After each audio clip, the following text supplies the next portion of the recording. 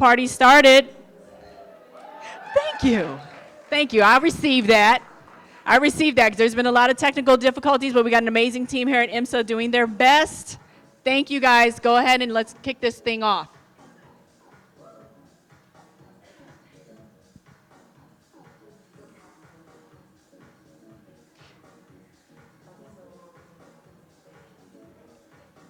Go to that video. Turn the music off. Go to the video. It's on my laptop. Oh, no, that was mine. Oh, you did? That's weird. Okay.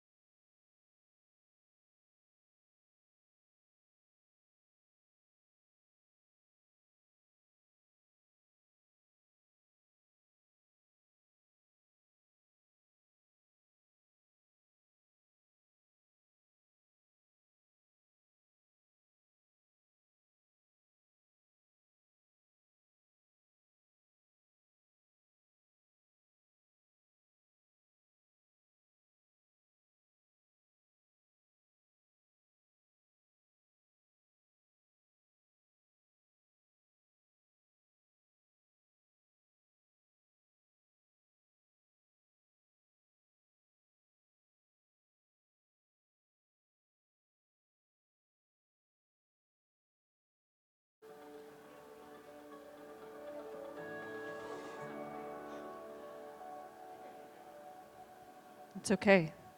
Just imagine. Imagine how amazing that video would have looked if you'd have seen it.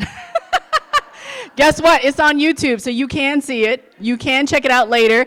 And you can check out the live stream of this presentation and panel later on YouTube at imsa.edu. All right. So, where my girls at? I got lights in my eyes. Woo! Let me hear you. Let me hear you. Where are my STEM champions? Those are all the fellas in the audience who are here representing and supporting our ladies and our young ladies. Give yourselves a round of applause. I hear a couple, but that's great. We're going to act like it's a lot.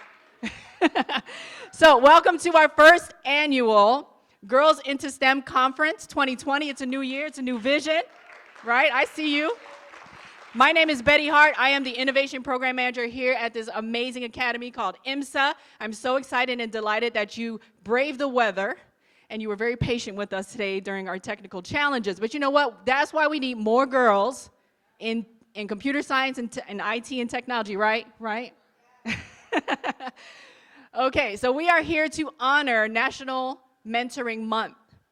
We are here to inspire, educate, and empower young girls and women to pursue and continue in those STEM careers where we don't often see ourselves.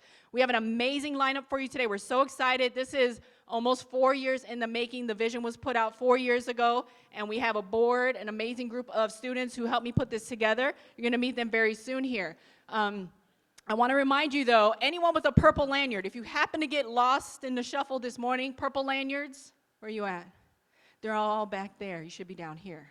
Okay. Look for a purple power pitch lanyard. Say that 5 times fast. Purple power pitch lanyard, all right? Those are our volunteers. They will shuffle you through.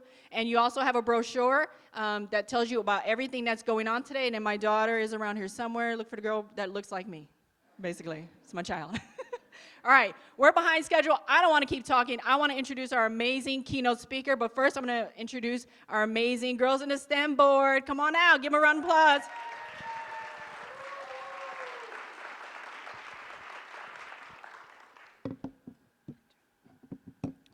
Hello, my name is Maxine Alexandra Strong, and I am president of Girls into STEM, and I am a girl into physics. Girls into STEM was created 3 years ago when one IMSA alum, Isabel Lee, noticed a lack of female representation at her computer science internship. She wanted to inspire young girls everywhere to pursue STEM by pairing them with a high school student as their mentor. Since then, we've paired over 200 plus youth with peer mentors and adult STEM champions. This year, our program goal is to educate youth about women in STEM contributions throughout history through our mentorship program. Good morning, everyone. I'm Neha Madali. I'm currently the Director of Communications on Girls into STEM's board this year, and I'm a girl into biology and medicine. It's my pleasure today to introduce our keynote speaker, Jacqueline Camacho Ruiz. Jackie is a visionary social entrepreneur that has created an enterprise of inspiration. Her keen sense of service, coupled with the vision to bring good to the world, have led her to create 2 successful award-winning companies, 2 nonprofit organizations, published 16 books, created over 10 products, and held dozens of events around the world in just the past decade. She is often referred to as a dream catcher, as her strategies have supported thousands of women, authors, and young ladies to achieve their life significance. Jacqueline's quest to be a servant leader extends to every area of her life. She has shared her inspiration in 4 continents and aligned with some of the powerful brands to elevate others. At only 36 years old, she has achieved what most could not do in an entire lifetime. Being a cancer survivor sparked a sense of urgency to serve and transcend. Jacqueline believes that MAGEX, a made-up word that means magic times 10, is the intersection of profit and impact. She is one of the few Latina sports airplane pilots in the United States and is about to embark on the historic air race that 20 women flyers participated in crossing the United States 91 years ago, including the famous Amelia Earhart. Jacqueline believes that taking off is optional. Landing on your dreams is mandatory. Please help us give a warm welcome to our keynote speaker as she shares her message, Unleashing the Amazing Through Mentorship.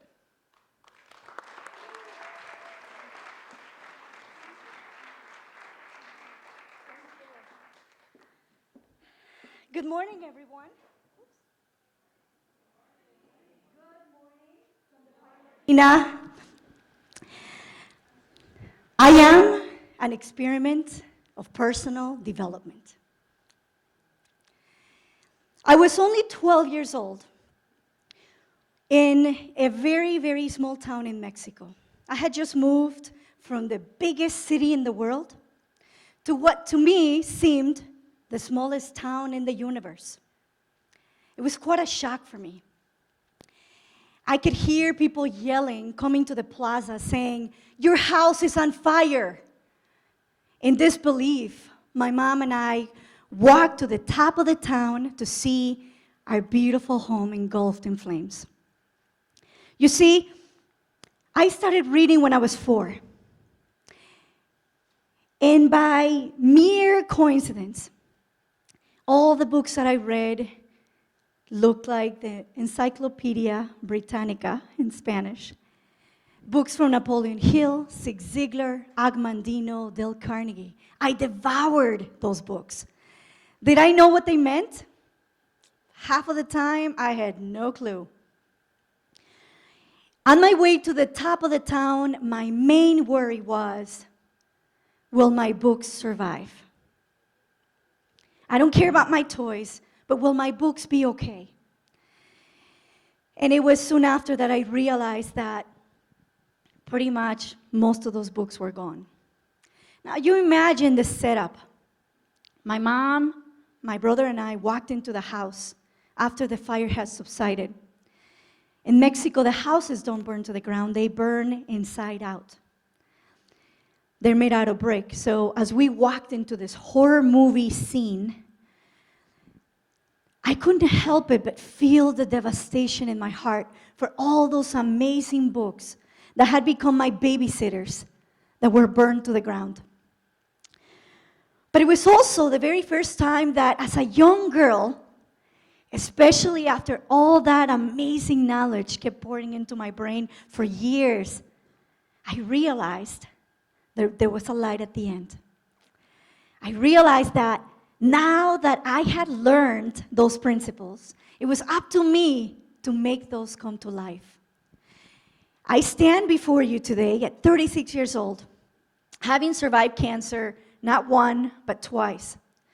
The second time, I was told that I had a third chance of living a normal life. The other two options were be fed out of a tube or die if this new digestive system didn't work.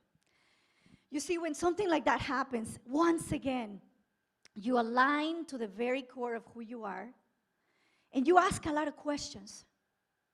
You ask the meaning of life. You ask about why me? Why now? Why have I only been on this earth for 23 years and I've heard this word cancer twice in the last 2 years?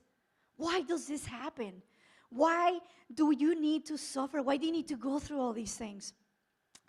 And as I began unfolding the magics, yes, that made up word. I'm known for making up a lot of words, by the way.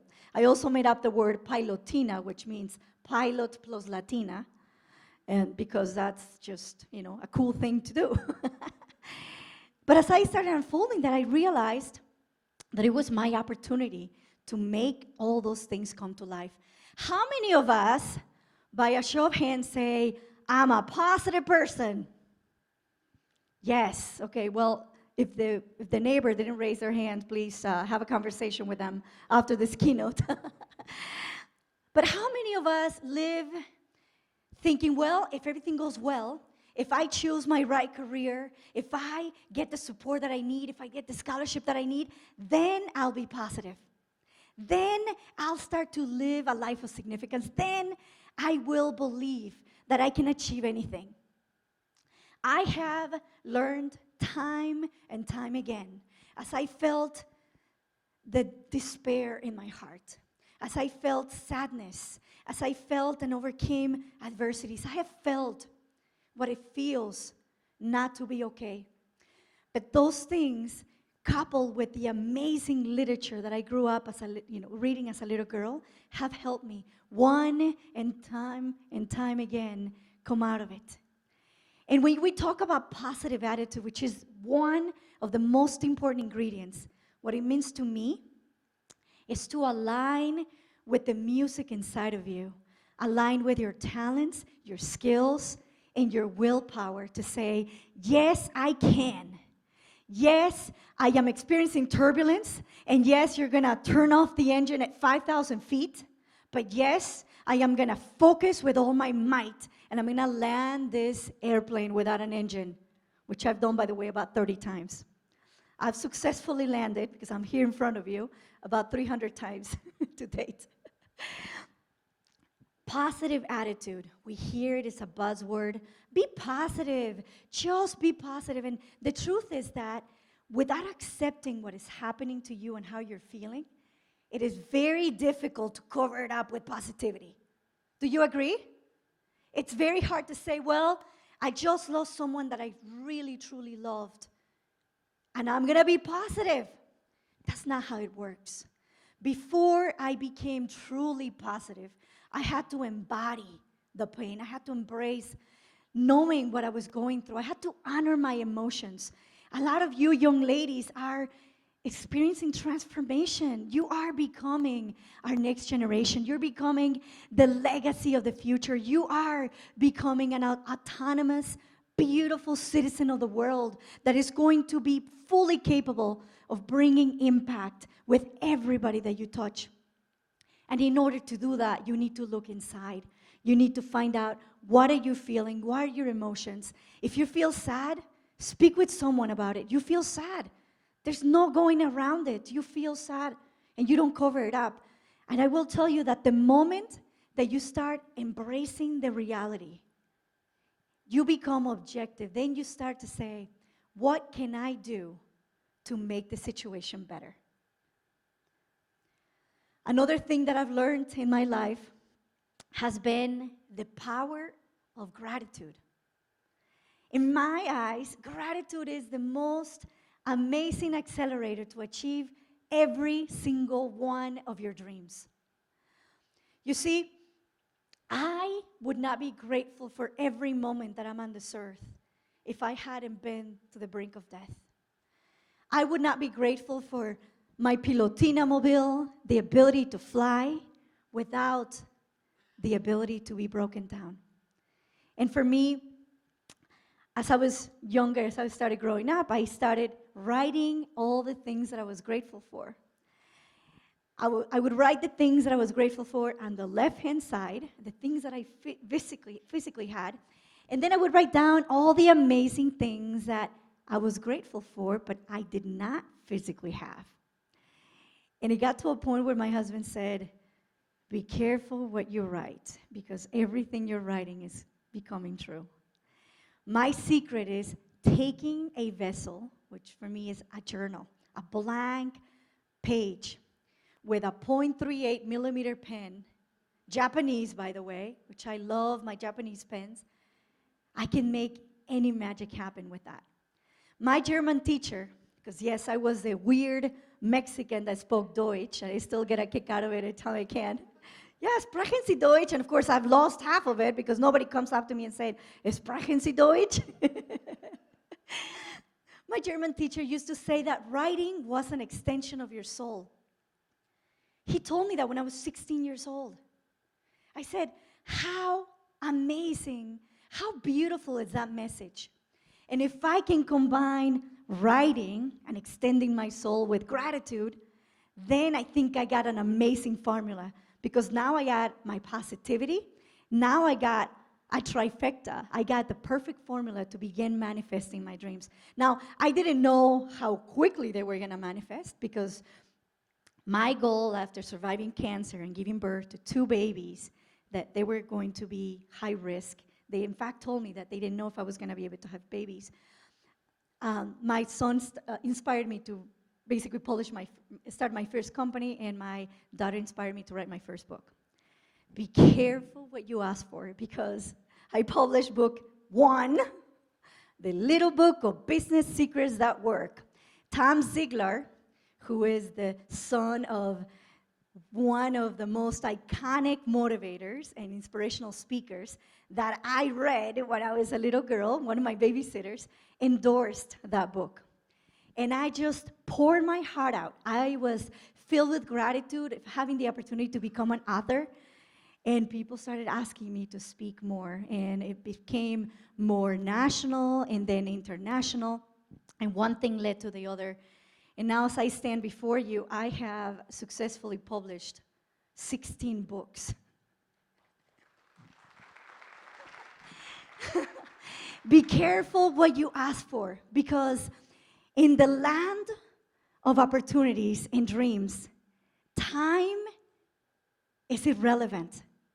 When a young person, a person of any age, aligns with something that is bigger than you, aligns with the power and the desire to make an impact, nothing is impossible.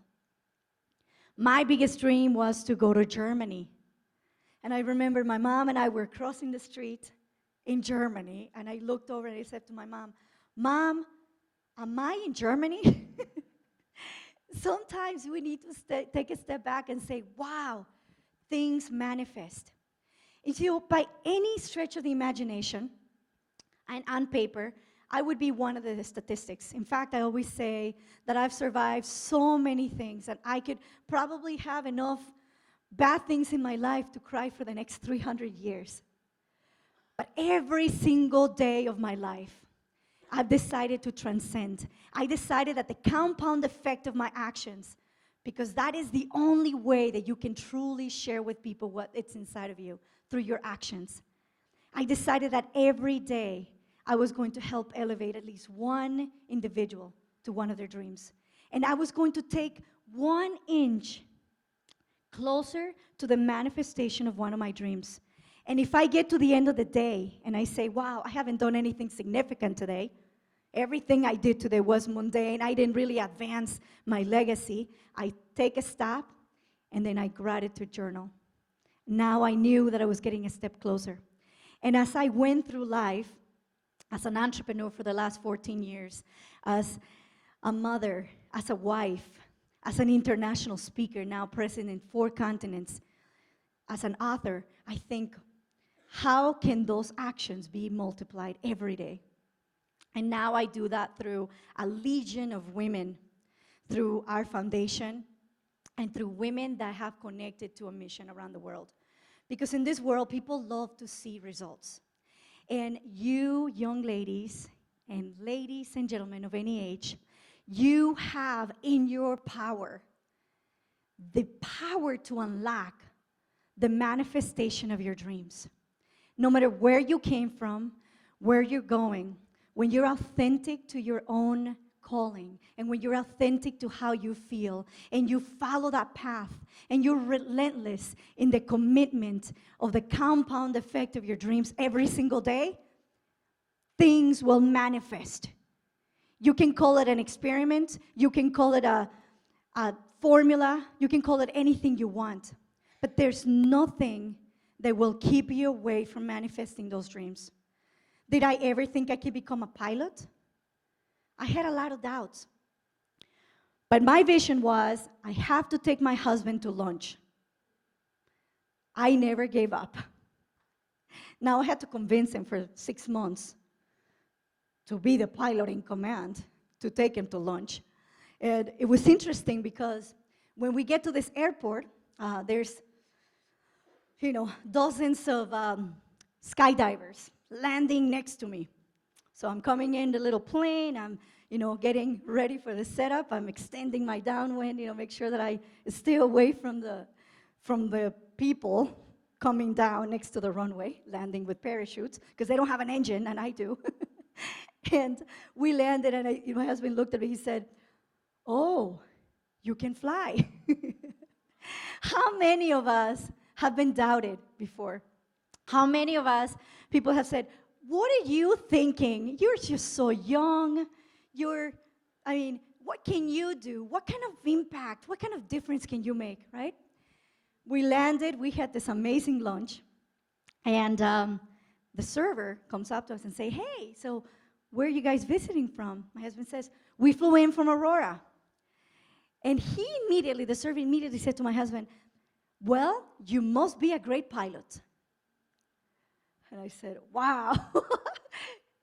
Let's begin earning a right to speak through our actions. Luckily, my husband looked to the guy and said, "Actually, she is the pilot." You know how amazing that felt in that moment? Like, yes, I've earned my stripes, I've earned my wings. How many of us sometimes feel, and this is another big thing that I see with young ladies, that it's so easy sometimes to take the bad stuff and put us down, but it's so hard to accept the amazing beauty that comes to us. It's so hard to accept success. And just like we're prepared to accept failure, we need to be prepared to accept success. Because in the measure that you're prepared to accept success in your life and opportunities and all those amazing women and men that help you, that want to extend their hand to take you to the next level, in that measure, you're going to continue to receive more and more blessings and more opportunities and more connections in your life. I'll give you an example. 2 years ago, I was introduced to this woman in Belgium. She had created this incredible community with Latinas in Europe, which I didn't realize that there were so many Latinas in Europe. I guess we're everywhere, right? And I was really nervous speaking with these women. Number one, because I wanted to go to Europe so bad. That was one of my dreams, especially Germany. Since I was in high school, I became a German tutor. I'm like, one day I will manifest that dream. And I realized that the only one ingredient that I can bring to that conversation in order to make the best of that conversation was my authenticity, my positive energy, and my gratitude for taking that phone call. We spoke for 20 minutes, and what happened in 20 minutes will blow you away. She said, "I love your energy so much that I want to invite you to speak in Sweden and Belgium in May for the first tour. I want to invite you in October. I want to invite you back in October to speak in Amsterdam and Paris. And by the way, I know your dream is also to go to Germany, so I'm going to figure out how I can make that happen because I have a lot of contacts in Germany. And by the way, I am going to feature you on the cover of the magazine because your story deserves to be told. Because your story matters, and I love the energy. I love what you've been able to manifest. And by the way, you have now earned an entire community of women that can help you. I will make sure to connect you with every one of those women. This year, I completed my 3rd European tour. I've launched my very first Today's Inspired Latina book, Volume 6, in Belgium and Paris. I now was featured on the cover of the magazine, and I've gotten another 5 women featured in that magazine in the last few months. I've gotten the highest recognition award in Amsterdam for the global impact in women. And not only that, based on that connection, we are going to be launching Young Latina Day globally for the first time in 8 countries, most of them European, due to that connection. Yes!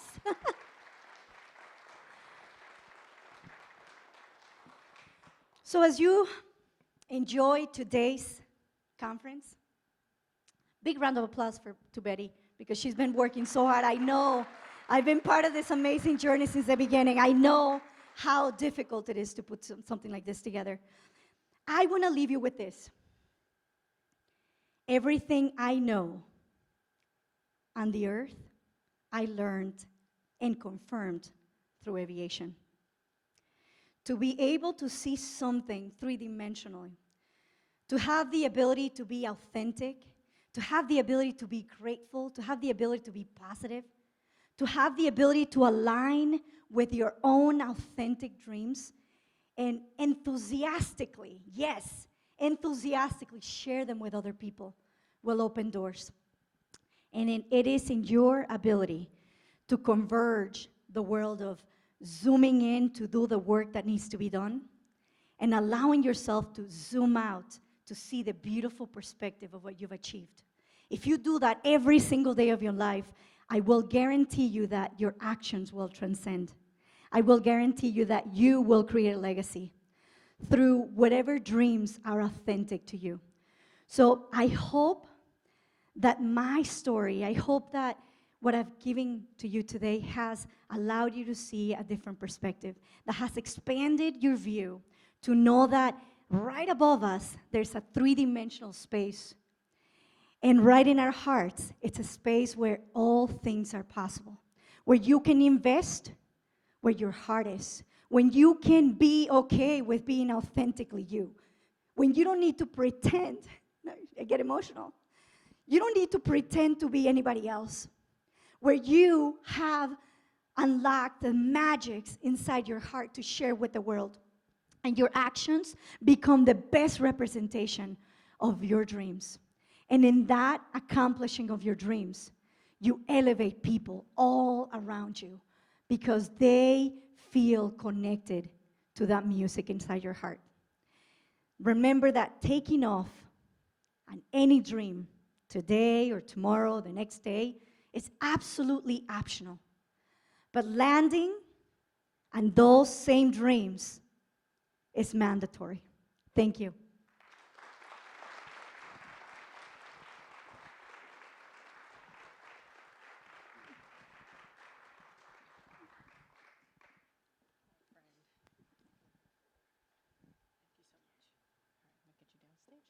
All right, we're going to move on to our panel. Can we get the slide up there? We're going to do something fun this morning. You with me? You still with me? Yeah? You should be energized by Jackie's amazing, that's her favorite word, amazing presentation. Let's give her another round of applause. It's mi amiga. All right, so we're going to do something really, really cool. We're going to get our panel and our moderators up here. Everyone pull out your smartphones. And you're going to log in and follow these prompts on the stage. It's called Slido. This is where the audience gets to interact with the panel. Our moderators are going to moderate the discussion. So I'm going to ask you to please be respectful of your questions. Keep them PG. I will find you. I know it says anonymous, but we got some smart techie kids here. We will find you, okay? All right, so slido.com, put in the code, and then we will get this party started. You can get your panel up here. So panelists, you can come up to the stage and take any of these 6 middle seats.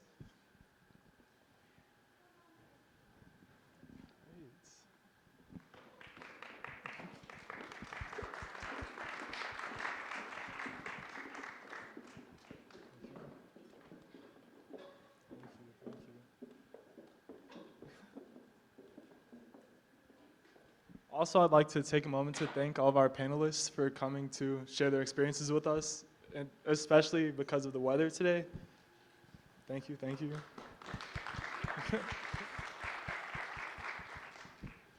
All right, and? Okay, so hi everyone, I am Lily Lee. I am Vice President of Girls into STEM, and I am a girl into science, specifically biology and medicine. So I've actually been with Girls into STEM for 3 years now, and this is my second year serving on board. And the reason why I've chosen to be a part of Girls into STEM since day one here at IMSA is because being a girl in STEM has been a very important part of my identity. So since middle school, I've been interested in science and STEM in general, and I've known that I wanted to pursue a STEM career. And I've always had a lot of support from everyone around me, from my teachers, my parents, and they've always given me the resources and encouragement that I've needed to pursue whatever career in STEM I wanted. So I know that out there, though, there are a lot of kids who may not have that same support. And so I wanted to ensure that anyone who wanted to pursue a STEM career had the resources they needed to do so, which is why I'm thankful that I've had the opportunity to be a part of Girls into STEM and provide that support and those opportunities for the kids and my peers in the community. So I'm really excited to be here with everyone today, and I hope you guys all enjoy this panel.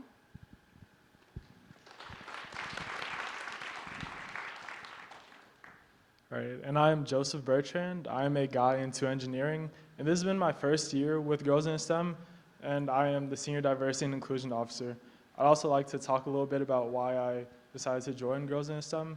Last year, around this time, I attended the Mentor Mixer, and I met a bunch of women in STEM fields and heard their stories.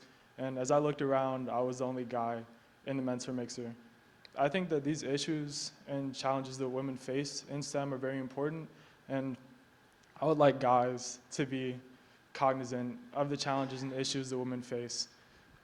When a woman misses out on a STEM opportunity because of bias in the workplace or bias in their schools, the woman misses out first, and then the world misses out second on the contribution that women would have made to the STEM field.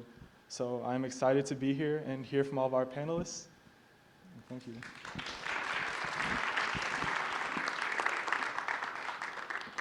So you can head to slido.com and enter in that pin to get into Slido, and then you can submit your own questions. But before that, I'm going to pass the mic down so we can get introductions from all of our panelists. Good morning, everyone. My name is Dr. Adrienne Coleman, and I am the Director of Diversity, Equity, and Inclusion here at the Illinois Mathematics and Science Academy. I'm not necessarily a person in STEM. I don't have a career in STEM. However, I have contributed to the STEM space. I've done research to address the racial inequities in STEM, and today I'll be presenting my D-STEM equity model that is focused on diversifying the STEM education to career pathway. And I'm happy to be here today. Hello, everyone. I'm Dr. Lisa Connick. I am owner of Connick & Associates, a clinical psychologist, and we have a family behavioral health and psychological assessment center in South Naperville. And I will be presenting a session later this afternoon on imposter syndrome, which is a phenomenon that it represents how people tend to feel like a fraud despite their achievements and their accomplishments. So I hope that that's something that I can contribute today as well.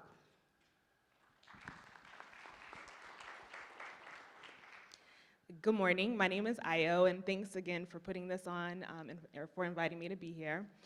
I'm the founder of the Ajila Foundation. Ajila is a Nigerian word that means walk in your wealth. And so when you talk about walking in your wealth, it's not necessarily tied to money, but it's walking in things that bring you purpose, joy, fulfillment. So as you think about your careers, there's impact that we can make that's tied to our purpose and legacy. And so through our program, we take girls and we focus on leadership, because regardless of where you find yourself, leadership will be, is cross-functional. Innovation, because the world continues to change. I was talking to my 8-year-old the other day, and I wanted to show her a video from our Nigerian engagement, and it was a VCR. And she's like, "What's that?" Right? And so things that were around 10 years ago no longer exist, and I can just imagine what the world is gonna look like in 10 years. And so really creating that growth mindset and focusing on that. And then finally, technology. I think all companies are gonna be tech companies in the future, and so really creating that foundation for the girls to be exposed to that.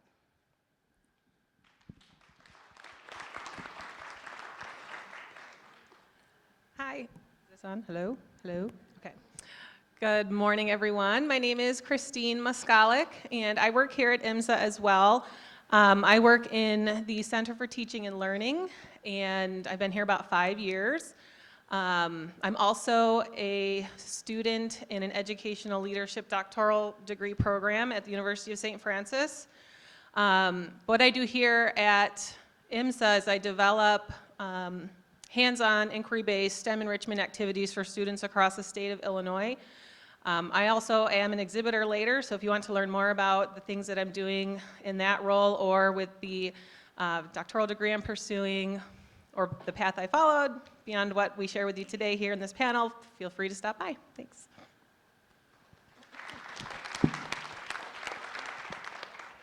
Good afternoon, good morning. My name is Melanie Riley, and I'm a chemical engineer.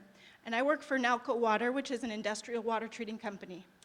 I spent over 10 years working in a technical function, and I always felt like a square peg in a round hole. So I pivoted my career into a sales and marketing role. And so I'd just like to encourage you, even if you take a traditional STEM education, that you can really take it in any direction that really fuels your passion and creativity. And so I'd be happy to share with any of you how that transition worked for me.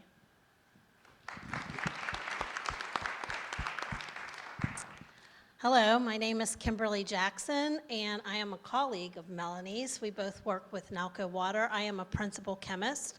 I previously worked within the technical service area where I would go out with our sales and marketing and troubleshoot different customer systems, and also try to figure out how we could apply what we sell to them to their systems and their processes.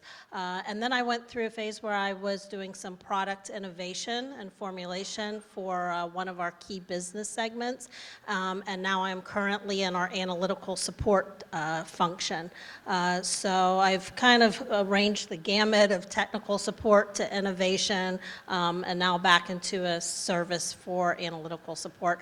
So I would be happy to speak with anyone today in the realm of not only navigating your career in alignment with your passions, but just how that can change over time, and working in an area where you may not only be the only woman or female in the room. I've certainly been in that situation, but also the only woman of color. So.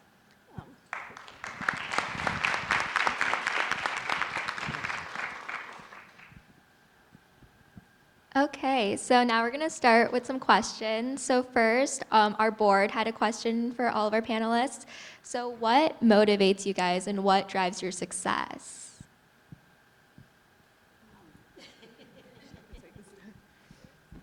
What motivates me and drives my success changed about 12 years ago when this little one came onto the scene. At first, it was really internally motivated, just because I'm a competitor, I'm a varsity athlete, and I just wanted to win for myself.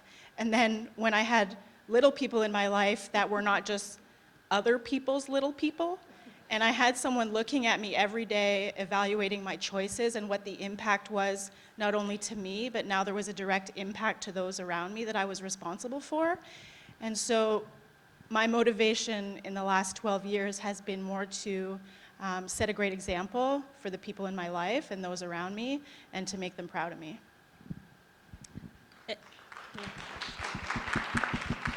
If I could get in here a little bit. My motivation starting out, much like Melanie, was a little different than it is now. Growing up, it was more to impress and make my parents proud of me and my family, but as I grew and I changed and I got some experience and also became in touch with who Kimberly is and the core of me and my authentic self and what my values were and what drove me, it became more about not only my own self-satisfaction and really being able to work to achieve my dreams and satisfy what are my goals, but also to make an impact. And I think our speaker spoke to that of something greater than myself, because I really feel that if you do not do something in this life where your motivations are not rooted in helping someone else, bringing someone else up from behind you, making an impact on this world, leaving an indelible impact and imprint, not only to show that you were here, but just really to make this world a better place, to make others feel seen and heard and important and valued, and that they have something to uniquely contribute, then you really haven't lived and you really haven't had much success. So whatever realm that's in, whether it's in STEM or whatever career path that you choose, I really think that that's the heart and the core of our existence and what should be the driving force and what motivates us every day. Yeah, I 100% agree with what they said. I think for me, it took me a while to get there, right? When I was in high school, I wanted to get to a good school. When I was working, I wanted the job title. I wanted the money. And now that I've gone past all of that, it's bigger than that, right? You can have all the money in the world and still not be happy. And so it's really, for me, it's purpose and legacy. Similar to you, I have an 8-year-old who's here today, and when she was born, like, we start thinking about decisions and impact. How do I want her to remember me? It's not that I worked all the time. It's not that I'm on my phone all the time. She accuses me of that. But really being thoughtful and intentional of the impact that I can leave in this world. I think for me, I'm the first person in my family that pursued college, and I feel like that there wasn't a lot of people in my life that really pushed me to be more. I was just a girl. And I think the idea that really motivates me is I'm very curious, and I pursue my curiosity regardless of what other people think. I could have stopped at high school. I decided to go to undergrad. I then was still curious, and I pursued master's and graduate school, and I pursued a lot of research, and I asked a lot of questions, and I continue to ask questions and be curious and pursue those interests despite what others, it's never enough, I think. So we can always make a difference. We can always press ourselves to learn and be more curious and knowledgeable and pursue those interests. All right, good morning. I show up to work here at IMSA every day for my students. My students motivate me. I want to make sure that they have the support and guidance that they need to be successful in the world. But in terms of the research, I used to run our Promise program, which is a pipeline program to get students engaged in STEM education. And what I noticed is that if you looked at all of the professional literature, there were specific people who were invisible in that literature. And those were Blacks and Latinos in STEM. But I looked at my program and I said, well, I have a lot of young Black and Latinos who are engaged in STEM, who are passionate about STEM, and who plan on entering STEM careers. So that invisibility in the literature was just not true. It's a misperception that was put forth. And I wanted to change that misperception through my research. I also wanted to make sure that STEM was diverse. And ultimately, I wanted to improve the economic and social conditions of the Black and Latino communities. On average, Blacks and Latinos make about $38,000 per year, on average. However, for those who are in STEM, that increases to about $75,000 per year. So if we can get more Blacks and Latinos into STEM, if we can diversify that STEM space, we can not only solve the world's problems, but we can improve the conditions that we have right here in America. That's my motivation.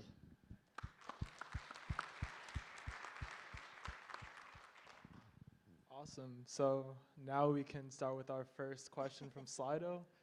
It looks like there are a bunch of high schoolers focused on college, so we can ask this. What are some things you can do as a high schooler to ensure that you will be successful and to impress big name colleges?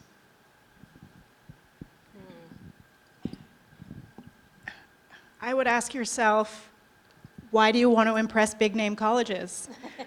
I didn't go to a big name college. I had to pay for it myself. And, you know, to Io's point, whether you have the big name on your degree and on your resume and you're making the big bucks, it's not going to be a reflection of your contentment and your success. And so I have nothing against big name colleges, but I think you need to ask yourself, what is your motivation for wanting to attract the big name college? And that's where you should start.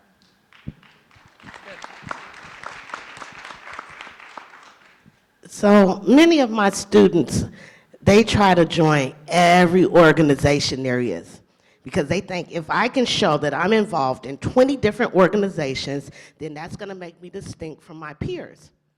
Well, colleges and universities aren't looking at the quantity. They're looking at the quality of the service that you provide. So my suggestion is to join one or two organizations that you're passionate about, and you give it your all. The other thing I would suggest is that a lot of colleges and universities, they're looking for students who are open-minded. They are looking for students who can solve the world's problems. That means they're looking for students who are diverse, who can work with diverse individuals, and who understand the impact of diversity on solving the world's problems. So one thing that I would suggest is to get involved with your diversity, equity, and inclusion initiatives wherever you are. And being part of this program, Girls into STEM, that definitely will contribute to that.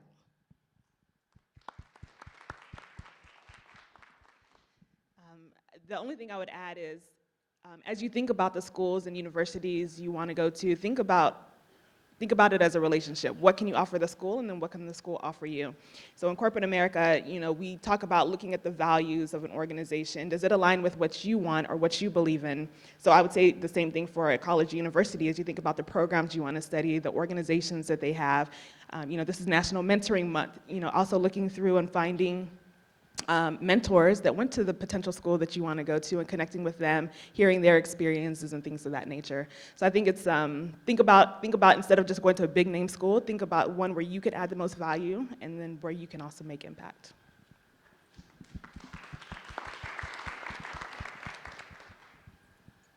Okay, so looks like the next question that people are wondering is, how did you know that you're interested in STEM? Hey, everyone. As a youngster, I was very curious as well, and I always wanted to know how things worked. And I was also very logical, and some people might question that these days, but one of the earliest memories, I don't really have this memory, but it's a funny memory from what my parents would say. I got this white teddy bear one year for Christmas, and it was stark white, I still have it to this day, it's all ratty and tattered. And it was supposedly from Santa, and I said, well, it can't possibly be from Santa because if it came down the chimney, it would be covered in soot. And I was 4 years old, so I was like, no, it can't be from this guy because it would be dirty. So I just had this like logical way of being and questioning that sort of had carried me through all of my younger years. I also like to solve problems, and so a lot of the things like from friends that have problems in their social lives to being innovating a better way to do something. My family always encourages me to write all of my inventions, right, in a book and try to actually go and patent some of them someday. But So I think knowing that I was interested in STEM from these more broad sort of personality characteristics, being curious, wanting to ask questions, being logical, but also wanting to know the inner workings of things, sort of all have carried me through all of the choices that I've made. And it brought me to getting an undergraduate degree in the biological sciences with a minor in psychology, a master's degree in the biological sciences as well.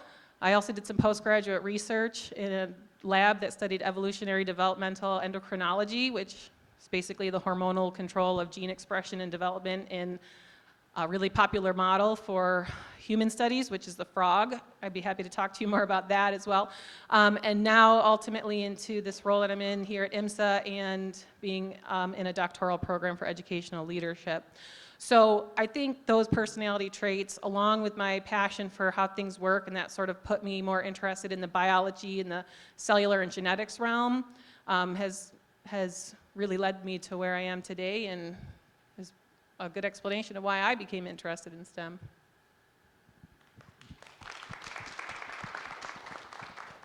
So I like to say that I didn't choose STEM, STEM chose me.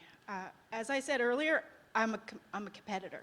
And in school, my grades in the STEM courses were always better than my grades in the non-STEM courses. And so naturally, I wanted to progress into that area so that I could be the best and that I could always succeed over my classmates. And so I just progressed in the areas where I was most successful, not necessarily where I was the most interested, which, again, as I stated, resulted in me totally pivoting my career 10 or 15 years later. I don't regret it because I was successful and it was challenging and it resulted in a successful career, but it wasn't that I chose STEM. STEM chose me, and I think that's perfectly acceptable as it's turned out for me. I like to add to that. That's interesting that you say that, because for me it was a little different. I excelled more in school with the classes that weren't necessarily my science classes. I excelled more in the literature, the English classes, the history classes, that type of thing. My chemistry classes and my biology classes, those challenged me more. And I think that is why I went into STEM, because I enjoyed the challenge. And I was always, like you, very naturally curious. And I always asked why. And the first answer was never good enough for me. I wanted to dig deeper. And my father would always tease me. I grew up in western Pennsylvania in Pittsburgh area, and there was a newspaper there called the Pittsburgh Gazette. He was like Pittsburgh Post-Gazette. He said, "All right, Miss Pittsburgh Post-Gazette, what 1,000 questions do you have for us today?" So it was just always not being satisfied with what the first answer was and wanting to dig deeper and figure out how I could make it better, and then also challenge myself, because it's in the challenge that you really grow and that you get to know who you are, and that you can even make a greater impact because you're pushing through that challenge. So. I can't believe Kim is also from Pittsburgh. I am also a fellow Pittsburghian. And I went to the University of Pittsburgh. And I can relate to what you're saying, because I did not think of myself as a science, technology, engineering individual. I was more focused on the languages, the literature, and science was interesting to me. It wasn't overly difficult, but math was not my friend. And what I realized as I was pursuing my education at the university, that biology was very easy for me, and my friends were failing and I was soaring. And I said, well, I don't know why this is hard. And psychology was very interesting to me, and my friends were struggling and saying, how do you understand that stuff?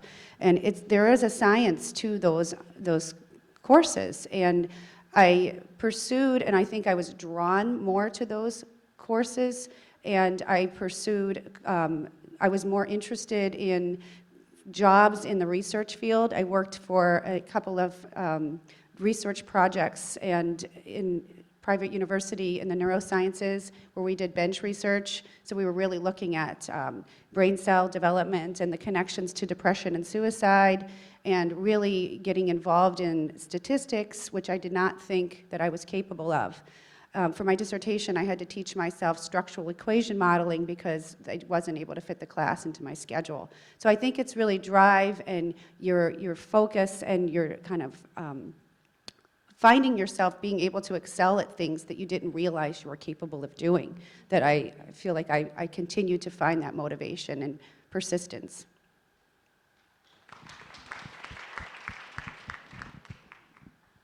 All right, so I'm going to take this off of Slido for a second and build on the previous question. So along your career path, what is the best piece of advice that a mentor has given to you? And as mentors yourselves, what is the best piece of advice that you would like to share with the participants here today? All right, so I would say the best piece of advice that I've received is to always be prepared. Don't necessarily focus on planning. I had my entire life planned out.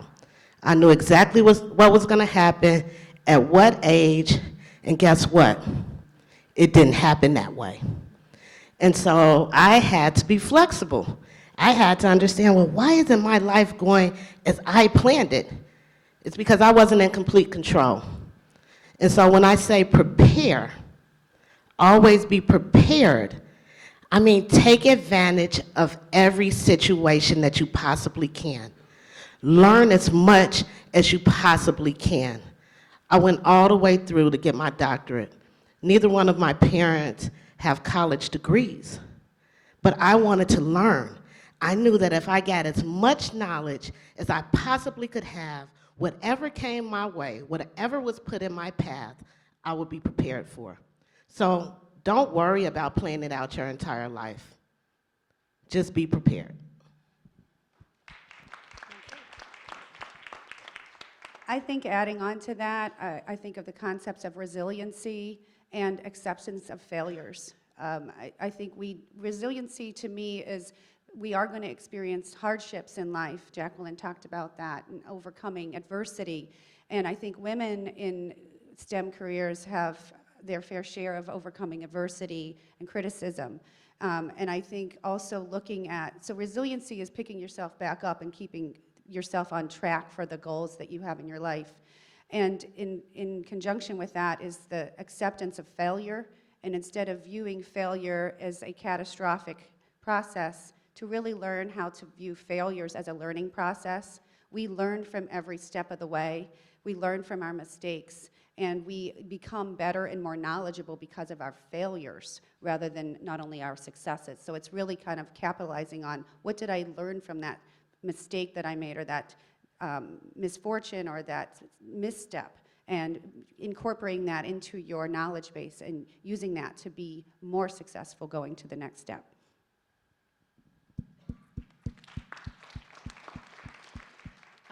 So many pieces of advice. And when you talk about mentorship, sometimes it's someone that you meet with periodically.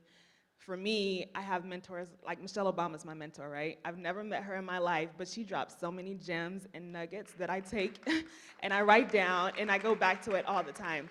So when you think about mentorship, it's not just having a relationship with someone, but it's also looking at people, individuals, hearing them speak, reading their books, and taking nuggets that way. So one piece of advice that I have been given and that I teach others is trust the process. There's going to be good days, there's going to be bad days, and in hindsight, it'll all make sense.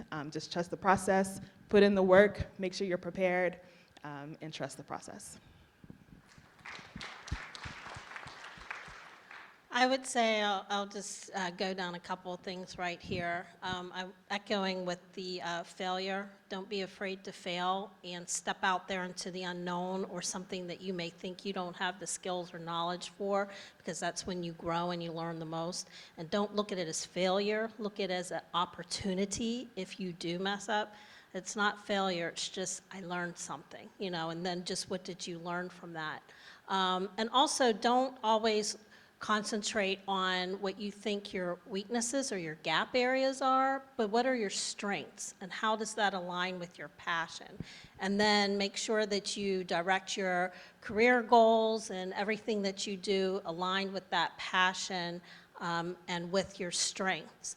And then in everything that you do, whether you're leading yourself or you're leading a team of people, to really be authentic, because people can see through that when you're not being authentic, and you can build trust better and relationships that are stronger when you're authentic, and be very inclusive of other people.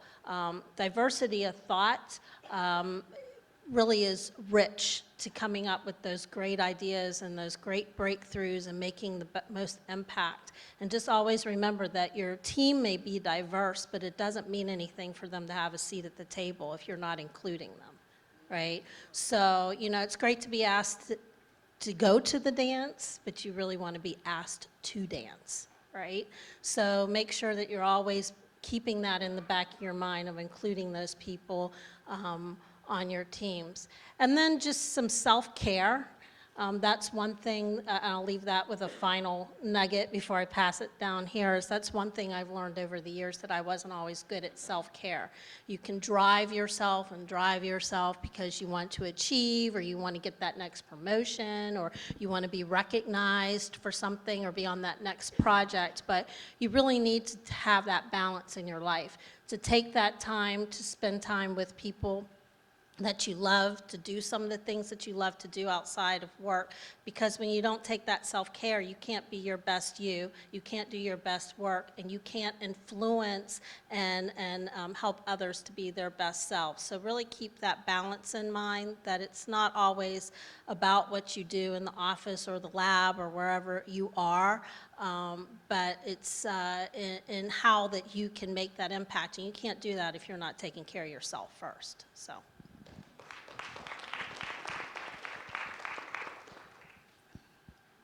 I would say from my experience with mentors and my personal experience is to find a very delicate balance between humility and confidence.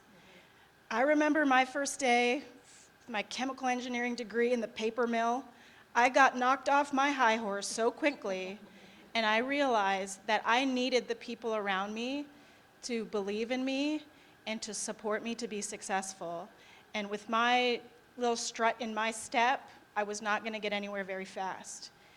Now on the flip side, whether you're an IMSA graduate, your first college graduate, or you busted your butt just to get that degree, you have something to be very proud of, and you should be confident with that. We all need to be confident, especially as women stepping into the only woman in the 50 men paper mill. And no matter where you step into, you have to be confident, but you also have to be humble and willing to learn from anyone around you, no matter what they look like or what their background is. And I'm not sure I've quite figured out that balance. Some days I think I have a little too much strut in my step still, and other days I have people around me who are like, come on, Melanie, puff up your chest a little bit more. So I just think it's really important to find a balance between humility and confidence, because both are going to be critical to your success.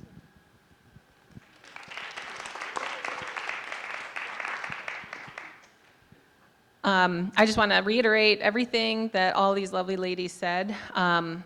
My biggest pieces of advice from mentors included things that echoed that: authenticity, being confident but humble, surrounding yourself with people that can lift you up and challenge you. One mentor once told me I was tenacious, and when she said that, I didn't even know what that word meant. So I had to go look it up, and I was like, wow, that is a really good compliment. And so just be tenacious with who you are and what you want to become, and you'll be unstoppable.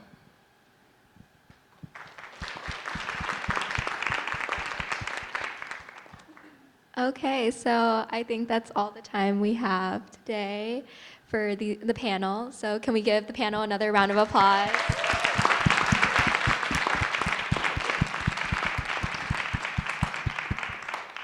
Okay, so next we're going to be doing our breakout session. So if you look in your brochures. Okay, so in your brochures there should be the track A and